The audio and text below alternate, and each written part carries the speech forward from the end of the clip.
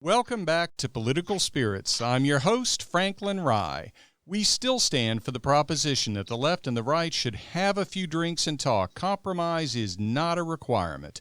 If those discussions result in us changing or even abandoning our positions, that's fine. If they don't, that's fine too. We just need to talk to each other. In that way, we can unify through speech. And if the discussion becomes a bit heated at the end of the night, we should still be able to split up the bar tab and be on our way. So what are we going to talk about this week? Before I mention the subject for this week, I have a big announcement. I now have actual videos on YouTube rather than just the podcast audio. These are separate from the podcast and usually 5 to 10 minutes each. There are 4 videos up so far, and I'll be adding 2 to 3 each week. On YouTube, go to Political Spirits Network. I hope you enjoy them. So what are we going to talk about today? Well, this week we have a real treat for you. I have on the phone Victor Jernigan. He's a real estate investor extraordinaire. He's a developer, consultant, and public speaker on all things real estate. He's a former radio host who focused on the intersection between real estate and politics, and I'm delighted to have him on the podcast. Victor, welcome to Political Spirits. Well, Franklin, it's an absolute pleasure to be on your show. Well, thank you. And the first thing I would like to note is you're based in Knoxville, Tennessee, and you're the president of the Knoxville Real Estate Investors Association, but your real estate experience isn't limited geographically to Knoxville. No, I've been an investor for, it's hard to say, but 50 years. And my first transaction involved an option on a piece of property, paying to get the property rezoned, and then assigning that option to a commercial buyer. And that was my first of 3 years as a junior at the University of Tennessee back in 1972. So you were investing in real estate when you were in college? That's why I paid for college, quite seriously. Oh, wow. The quick story, maybe not suitable for a podcast. You'll be able to edit it out. But my father had come down from Kentucky to visit, and picked me up, and we went out for a late breakfast on a Saturday morning. And he said, my major then was political science and accounting. I was undecided whether I was going to go to law school or whether I was going to get an accounting degree.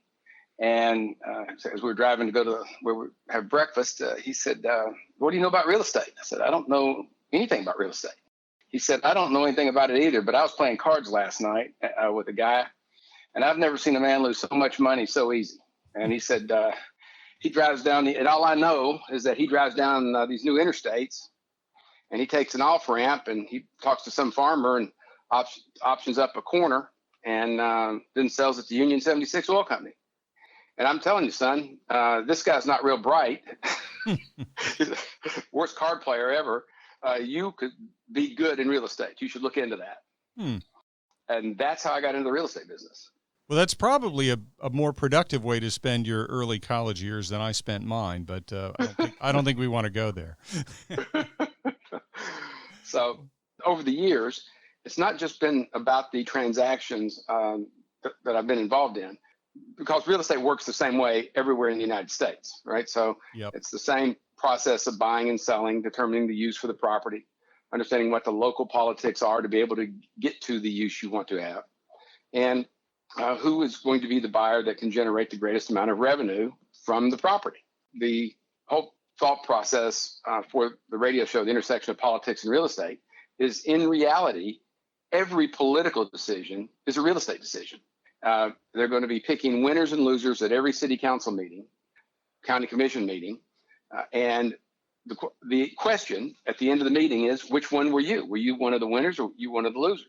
And the general public just don't appreciate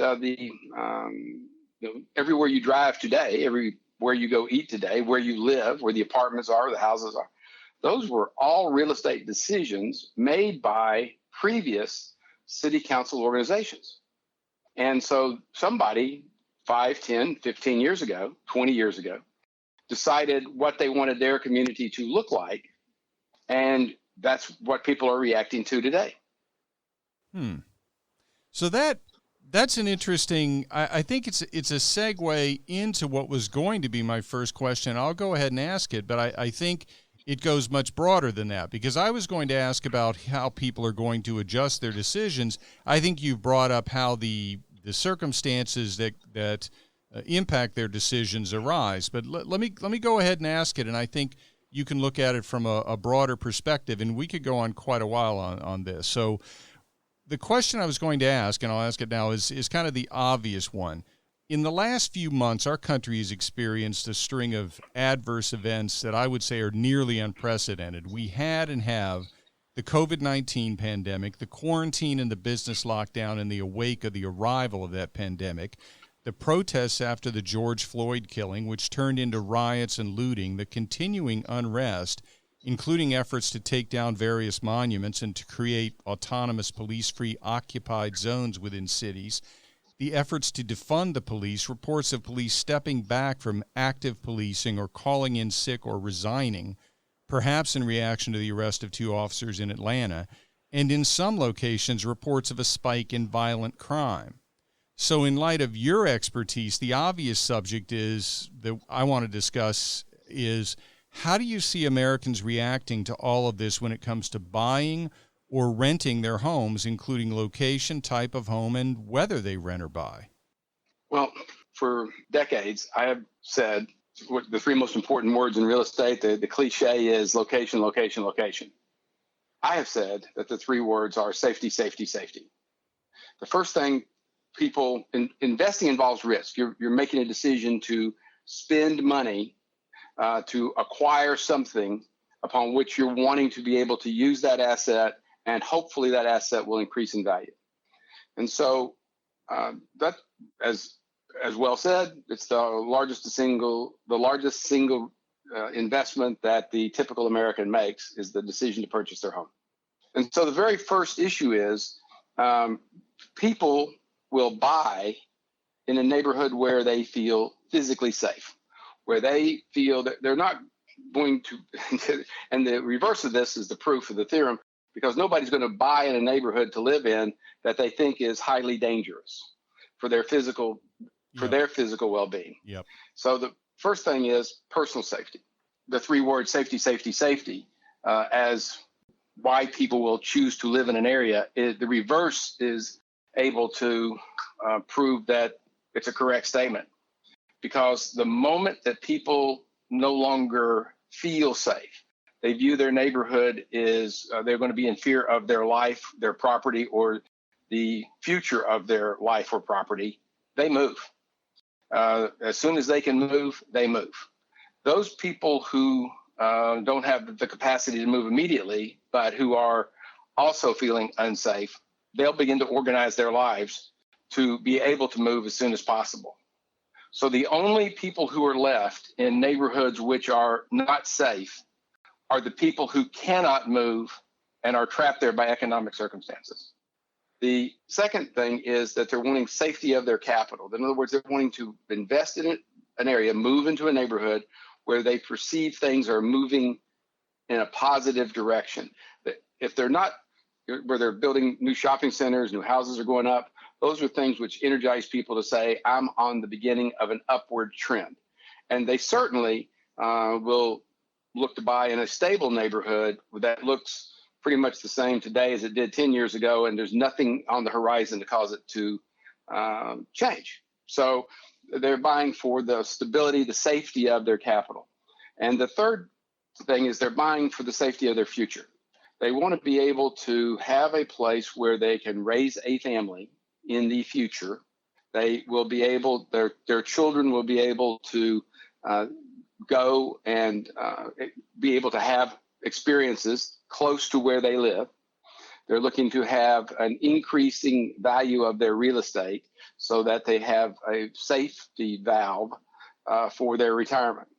The whole thought process is that this concept of safety and how it really impacts the purchasing decision, nobody talks about it in the way I'm just talking about it, but the real reality the reality is if you just substitute that term for location, location, location, you see how it plays into every single purchase of a home in the United States. And right now, we sort of have a double whammy on the safety issue. You've got the concerns about whether rioting and spikes of crime that may occur if there is a successful defund the police effort. At the same time that people have a concern about disease transmission that a year ago would never have even crossed their minds. I mean, a year ago, people's biggest concern was, is the 5-second rule correct when half my burger falls on the table? You know, now it's something very different. And to that point, people have got to are beginning to reevaluate. COVID-19 has created some significant structural changes in the real estate industry, which we really will not begin to be felt for several years in the future. The first thing is cities are congregated, the big cities, they're all congregated around some kind of trade that got them started, and then financial districts where people are interacting with each other, office buildings where people are interacting with each other. And the office market is not going to be coming back for years. I believe it's on a very slow decline to something like 50% of December's value. I think you're 3 to 5 years from now, office buildings will be selling for 50% less than what they were selling for. And there's just not going to be that many people that want to use them. Who wants to get in a 6x6 elevator? I don't care if they got a vaccine or not. It's proven only about 45 to 60% of people will get a vaccine. So it's going to be years before people think of COVID-19 as, I got the flu, I'll be okay. So are you talking about multi-story office complexes, but sort of the suburban single-story, spread of small offices is not going to be as affected? I think so the single-story small office building in suburbia is an office building which has a designated use.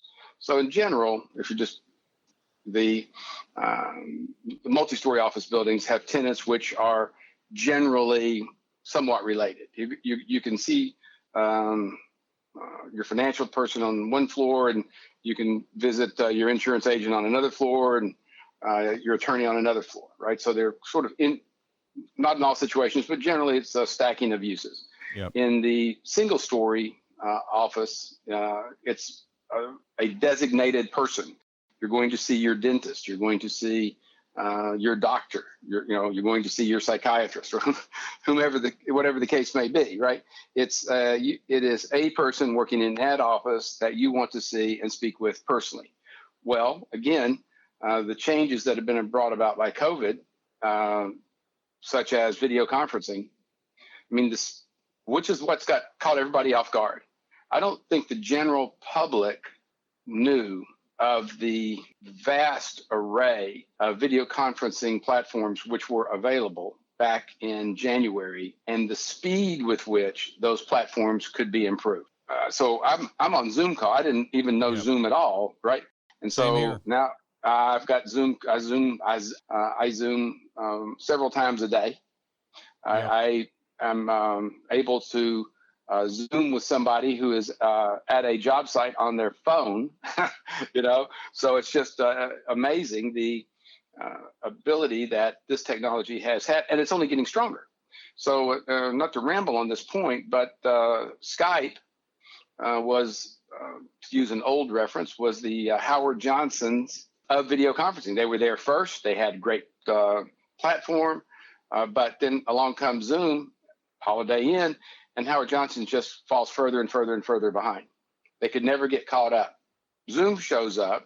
They have an encryption problem, and this is all happening in about 8 or 10 weeks. Yep. So Zoom comes up out of nowhere, goes from 30 million users to 300 million users in the course of 4 weeks. They've got some encryption problems because they'd never planned to give so many video conferences away. Skype sees that this is a real opportunity, and this is something they need to pay attention to.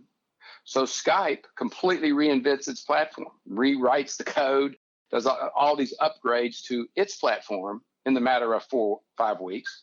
And now Skype is, as far as delivery of quality video, is probably as good as anybody. But now here comes YouTube, and here comes Facebook. And so all these different platforms are coming out with different ways to have video conferencing. The big change. Go ahead. And Sorry. from the standpoint of corporations, especially publicly traded corporations, once all of that capability is there and they have to explain to their shareholders, why their costs are what they are, they're going to have a hell of a hard time explaining, for example, all that corporate travel for personal, one-on-one meetings when they can just do it through video conferencing. And I mean so we could have a whole episode about the impact on the airlines, but that's another subject. Looking at the businesses, though, once video conferencing is the standard way to conduct the business, what about the geographic impact? So you happen to live in Knoxville, Tennessee. Obviously, it's a vibrant city, but it's not on the level of New York City or Chicago or L.A. What about the businesses that are headquartered there with all of those expenses when they start to realize maybe only 10% of their headquarters staff needs to be in that location, and the rest of them could be in Knoxville or Columbus, Ohio, or Omaha, Nebraska, Duluth, Minnesota, any one of 150 different more affordable locations where they could pay people less because their cost of living would be less. So that is the reason that I'm saying that all office values will begin to decline. I mean, just getting in an elevator. I mean, I saw an interview with the person who runs Nielsen, the ratings agency for media, TV and radio. He was talking about the fact that he had been completely against working from home. But now that all of his employees are working from home, he's upgrading any employee that doesn't have high-speed internet. He's getting them high-speed internet, right? He's paying out $150 or $200 a month, which was less than he was paying for parking. And so so he was talking about the fact that he's just simply upgrading the capabilities of his different employees. And he said it doesn't work beautifully, but it works very well. And if we go back to the office building, we've already been told, depending on when an employee gets there, it could take from 2 to 3 hours to queue in the elevator to get up to our offices, because all the elevators are 6x6 or smaller. Oh my God. Well, I will say this, for people that know me, that have heard me comment on this for years, I'll put it out there so that I don't seem like a hypocrite in talking about this happening. I question whether somebody working remotely is as productive as somebody working in an office. Now, having said that, I'll say this. Back when I used to say that all the time, I had a house full of kids and animals, and, it was a different scenario than what I have now, where I'm an empty nester. I actually, from home, can get a lot of things done and get them done quickly. But when I was in a different situation, I'd be herding cats all day trying to find a clear moment to get my work done. So I think there's a great deal of variation from person to person as to how productive they can be working from home. We've got a lot of problems going forward. All the nursing homes in the country are going to go broke. It'll be very few nursing homes that don't go broke. The assisted living centers are all struggling. So sometime later this year, I do believe there'll be nursing homes that'll be calling people up saying you need to come and get your relative because we can't keep the doors open anymore. But don't you think they'll reorg under Chapter 11, or are you saying they're going to go 7 and liquidate? Well, there's hedge funds being created, pools of capital being created today to buy bankrupt nursing facilities. But the reality is, you've still got to have your people, your relatives, in a nursing home which is bankrupt, right? Yeah. Which is identifying the level of service that it's going to be handling. And at some point, the lawsuits are going to be so massive that it's just better for them to close the doors. Let the lawsuits settle out. It's the cold reality of the way lawsuits are going to come after those people. Well, that is going to really impact the housing on the senior end. And the other side of it, Franklin, just to finish the thought, is childcare. Over 50% of all the childcare, maybe 60% of all the childcare facilities in this country are not going to open back up. A lot of the ones which are run by churches, which definitely provide enormous childcare, those are most likely not going to open back up. And are you saying that because of the impact when people were home and so they just kept their kids there and didn't use the child care services? No, it's two parts. First, the issue is that they can't afford and they don't know what the cleaning procedures are going to be. They don't want to be tasked with or can't be tasked with the procedures to meet whatever the new CDC guidelines are, because the cost of maintaining that for childcare would be so prohibitive that nobody could pay it. And then third, they can't get insurance. So none of the small facilities certainly could get insurance. And so without some kind of overarching government indemnification, they're not going to take the risk to open up. No. But if you're working from home and you're inefficient because your kids are running around and they're doing this and you're taking 20 minutes here and 20 minutes there, you're not driving to work. You're not getting up, driving to work, dropping the kids off at daycare, driving into town, parking, going up to your office, getting organized, chatting with the people that are around you, getting started with whatever the workflow is that you're going to be doing. You're going to be at home trying to get your kids organized, trying to get them calmed down. You put in 20 minutes here, 20 minutes there, and the kids go down early and you work a couple hours later at night. And by the end of the day, you've gotten more done than you would have if you had been in the office. Now, as people are Zooming more and more video conferencing, the personnel companies are all running studies as to how much more time people are working from home than if they were working in the office. They view the ability that they can get a little bit more done before the TV show comes on that they want to watch, or whatever the trigger is that they're wanting to get finished, right? Or they finish something and they say, well, I'll put another hour in on the project. And they work on whatever the project is that they've been given and get it knocked out that night before they go to bed. And they wouldn't be able to do that if they were confined to working in the office with the office data systems. So and the child care facilities, if there's continues to be such a spike in people working from home, they're not going to have the business to be able to open up their business. So if there's a 40% reduction and there's a 40% increase in people working from home, presumably it'll equal out. The child care is interesting because you would have a situation where people working from home would love to have child care, right? Instead of having to deal with the kids all day long, they would like to be able to work from home, have child care to help them manage their children, get their kids, interacting with other kids, learning responsibilities, learning new things outside of the home. And the parent is able to have the house or the apartment or whatever the space is to themselves for a few hours. And they don't have to worry about the commute.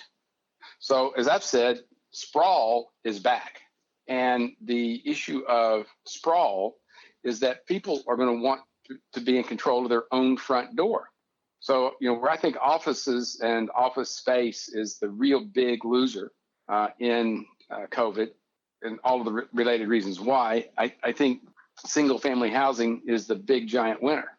And I've been saying rental housing is going to be really strong for a couple of years, but it's going to take off like a rocket now. Do you see a variations among regions so that, let's take the state of Florida where I am.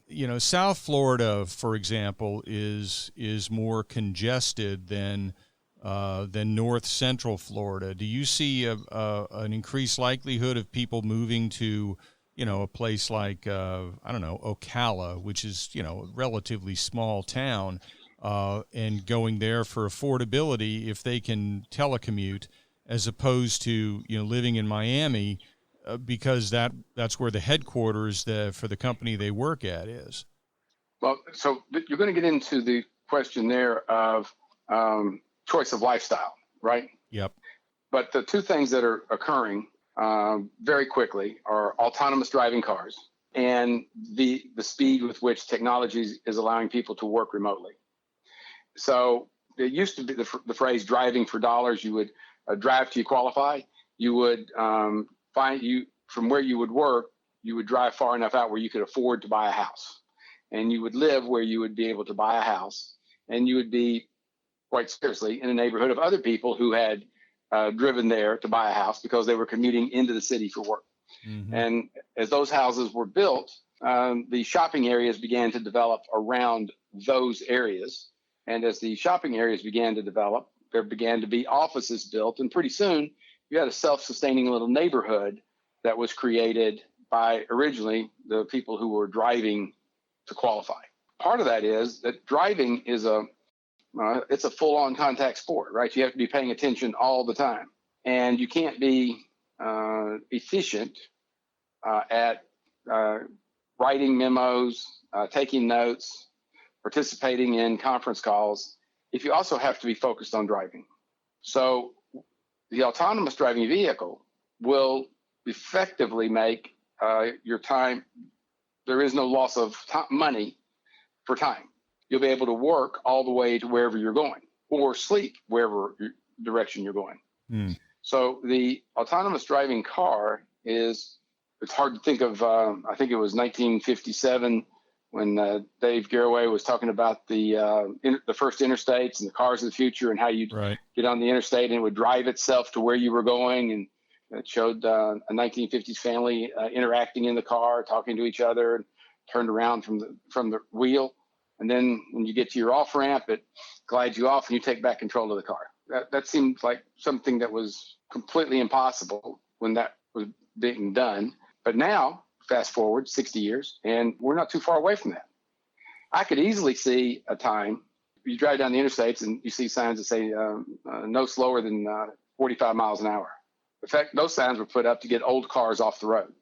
10 years from now, certainly 12 years from now, you can see I can see an interstate where you have signs, no cars earlier than 2021. So by 2030, all the cars on the road have to be cars that can't be older than 10 years old because of all the autonomous driving features that are being put in this year's models and next year's models as the base going forward. Mm. So it's you could easily see that coming. Yeah, the interesting thing about the interaction of autonomous driving cars and non-autonomous driving cars, I don't know if they ever have it solved, but when they first started testing those on the road, they had a tremendous number of rear-end collisions because the autonomous cars were braking on yellow lights. And the people that were driving for real, it's like, I've never seen somebody brake on a yellow light, and they were getting rear-ended. So there is a bit of a conflict when you have both of them on at the same time. And so it's going to be, that's because I think you'll see them sort of relegated to the interstates where you have less opportunity for that to happen. But as we just begin to think through all of the things that need to change, all zoning laws are going to have to change. Well, Victor, that's a pretty wide-ranging discussion unto itself. So I think what we need to do is go ahead and wrap this up, and then we can look at that for a future call, for a future episode. Thank you very much for joining, Victor. It's been really interesting. We had a wide-ranging conversation, lots of things to think about, and lots of great information. So thank you for joining. Frank, thanks for letting me ramble on. I love to talk about real estate, so for sure, call anytime. Absolutely. Thank you very much, sure. Victor. Take care. Bye-bye. Right. Well, that was fun. I hope you enjoyed it as much as I did. Remember, I'll be back next week with another episode of Political Spirits. Be sure to tell your friends about Political Spirits and like the podcast on Facebook at Political Spirits, and follow me and the podcast on Twitter at Franklin Rye. And remember, all episodes are now on YouTube as well, and the YouTube channel is named Political Spirits Network. And remember, I actually have 4 videos now on YouTube, which are separate from the podcast episodes. 4 videos. They're 5 to 10 minutes apiece, and they're an interesting thing to add to your podcast listening experience. If you're watching on YouTube, be sure to like and subscribe and hit the notification bell, and select all after you hit the bell. This is Franklin Rye. Thank you for listening.